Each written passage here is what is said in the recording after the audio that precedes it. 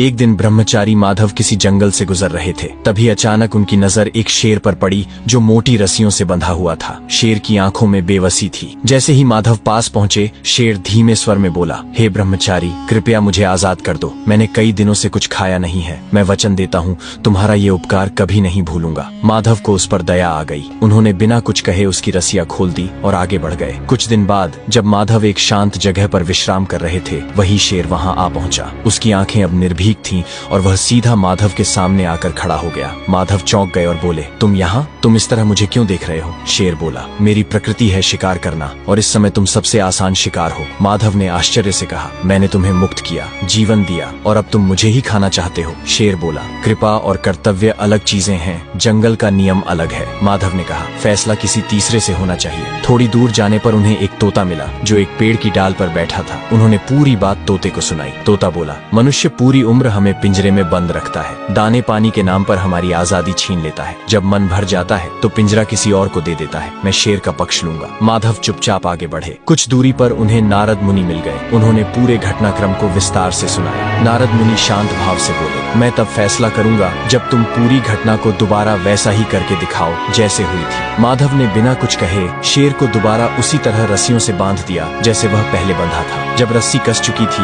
नारद मुनि मुस्कुराए और बोले, फैसला हो गया। नेकी हर जगह नहीं करनी चाहिए। जो आजाद होकर काटने लगे उससे फिर से बांध देना ही बुद्धिमानी है। दया करो पर पहचान के साथ, क्योंकि हर जरूरतमंद भरोसेमंद नहीं होता।